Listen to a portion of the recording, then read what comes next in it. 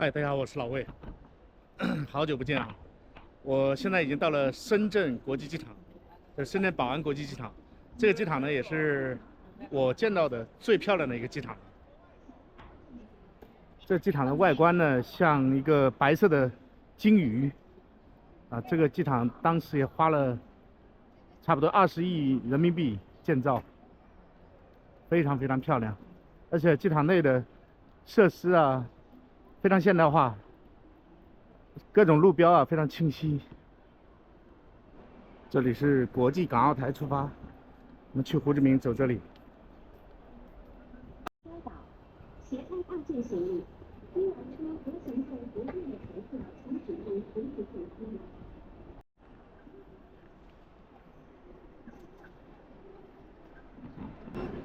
这里直接扫登记牌就可以上，就可以过去了，非常方便。国内机场的安检太严了，我的这个相机的电池，我从常州飞过来是 OK 的，到这边他说我的电池有点鼓包，不能带，就给我扣了。还好备用的比较多。这一次我回国的时间比较长，大概待了3周左右。刚开始回到国内的时候，我极度不适应，我不知道有没有跟我一样的朋友啊，就回来以后节律失调，就是身体非常难受，但是又没有什么病，也睡不着觉。我这次回国差不多1个礼拜以后，我才适应国内的这个气候。在越南待久了就是这样，非常非常的不适应。一回来以后，失眠，然后睡不着觉，然后浑身难受，就是总感觉自己身体有病，但是事实上是没有病。我查了，就是一种节律失调，这个比那个倒时差还要难受，非常难受。我不知道经常在越南待的朋友有没有跟我一样的感觉啊？我想这种气候跨度比较大的话，如果身体没有足够好的话，可能会遇到这种情况啊。这也可能是我的身体适应能力没有那么强。因为我们所在的城市没有到胡志明直达的飞机，我现在是从常州到无锡，从无锡机场、无锡硕放机场，再到深圳，再到胡志明，在深圳大概停5个小时，但我没有出机场，就是在机场周边。刚开始的时候在机场外面转一转，然后再到机场里面，再值了机。其实我已经在无锡值好机了，那在这边等一下，大概等4、5个小时。啊，现在已经到了登机口这里了，登机口也没什么人。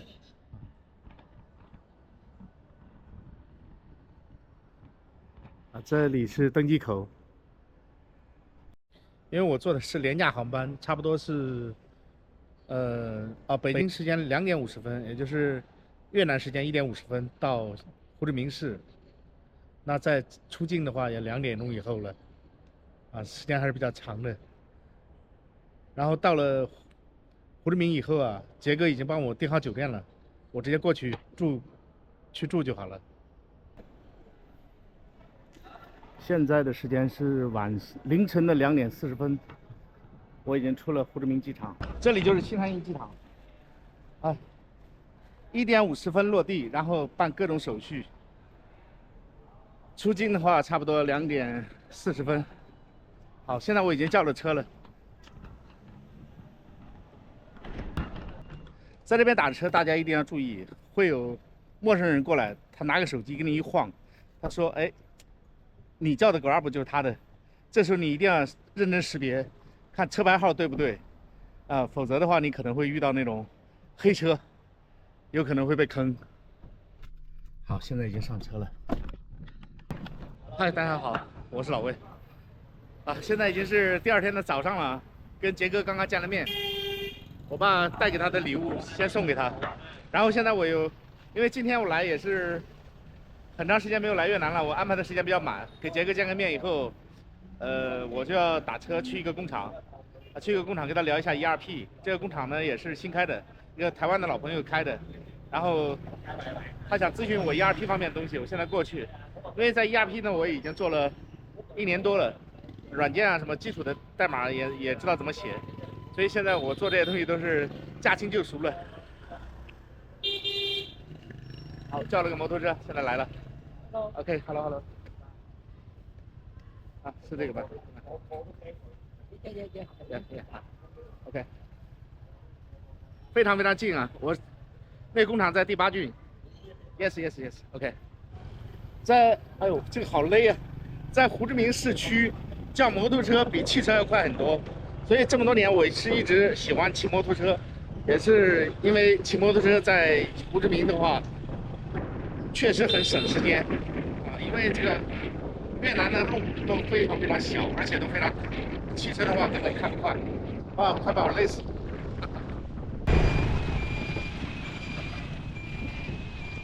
哇，非常熟悉的久违的味道。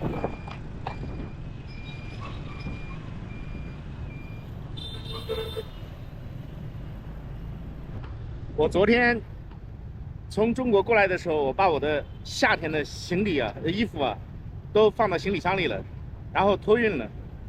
到了深圳以后就感觉到很热，到了越南浑身都是汗。我在办理出入境的时候，那海关人员看我身上的汗，哇，就跟我开玩笑，但是我听不懂他，我知道他在跟我开玩笑，说我一脸全是汗，啊，太热了。这里这个帽子太紧了，我扣不上，我扣上就没办法说话了。然后那个我就非常非常热，然后一直撑到住的地方，到住的地方差不多3点多了。哎，昨天是这种奔波赶路啊，非常辛苦。但是今天换了这个夏天的衣服，然后感觉非常非常舒服。昨天一觉到天亮，我在国内就很少有一觉到天亮的，真是，这个叫节律失调啊，非常非常难过。到了越南以后，睡觉是一觉到天亮，平时也是这样，但是到国内我就是感觉非常非常的难以入睡。骑摩托车还有一个好处就是我在街拍的时候啊，就非常方便。在汽车里面啊，它因为前面那个有玻璃嘛，会影响画面。凉茶铺子，这都是华人开的。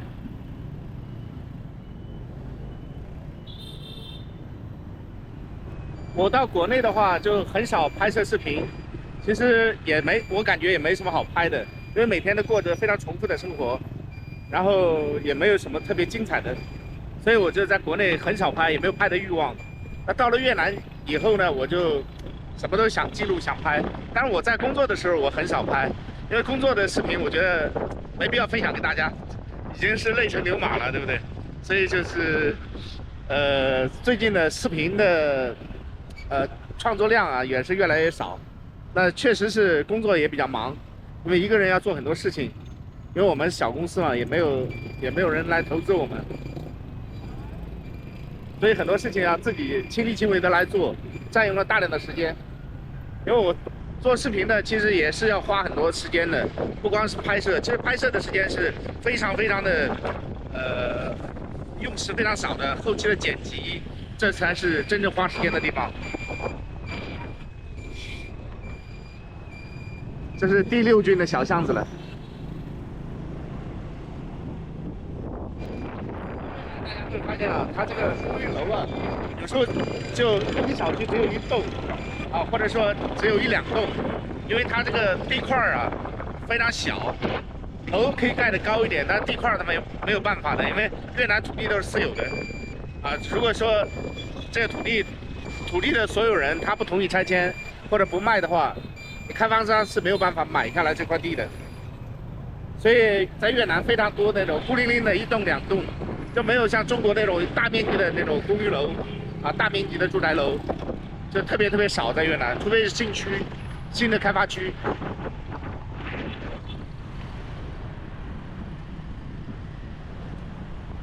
现在我们到了武文节路上，这条路是比较大的，但是摩托车还是有优势啊，跑起来很快。哇，这个楼盘终于建好了，金碧辉煌的，非常漂亮。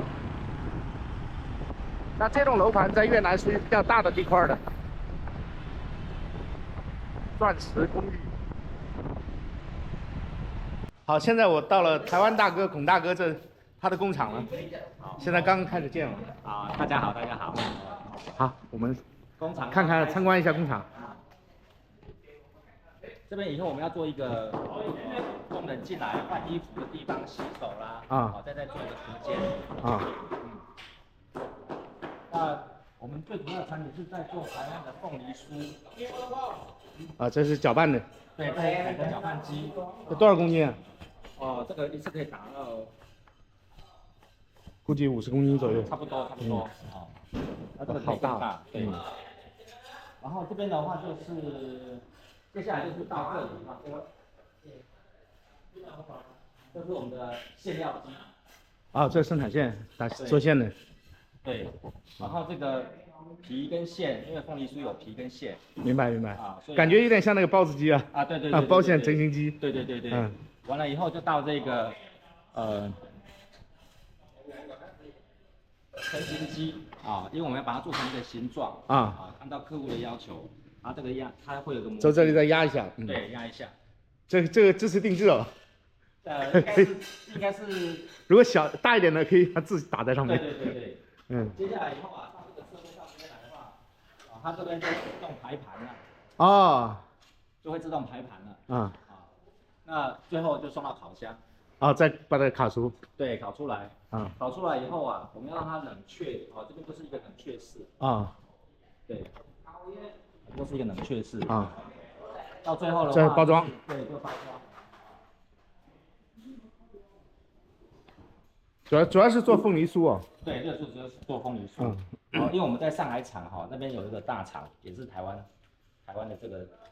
在上海吗？对，在上海。对，上海那边还有在做糖果。那离开这个台湾大哥的工厂呢，我就要去第7郡，去跟一个朋友吃个午饭，聊点事儿。因为这个大哥呢，他的工厂是新建的工厂，做 ERP 是最合适的了。那前期做 ERP， 工厂在投产的时候做 ERP， 有一个非常好的，就是说它的所有的这个生产流程都可以记录下来。所有的投资流程都可以记录下来，对他们来讲是，第一是非常容易上手，第二所有的记录也都可以放在里面。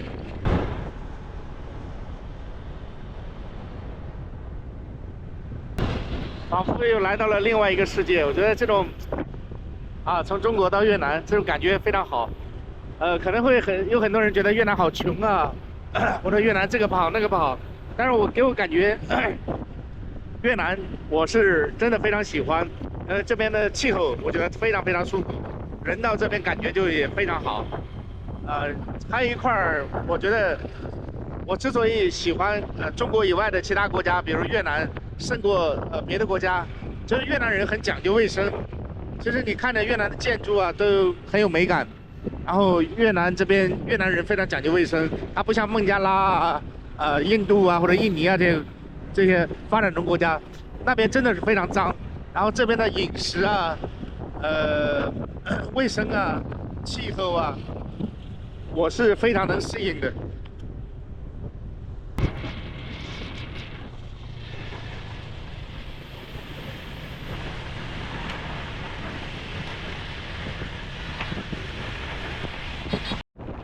我现在去第7郡去见个朋友，然后一起吃个饭。下午的时候再到杰哥那里把我的行李拿了。如果有时间的话，跟杰哥一起再喝个咖啡，然后我就回平阳。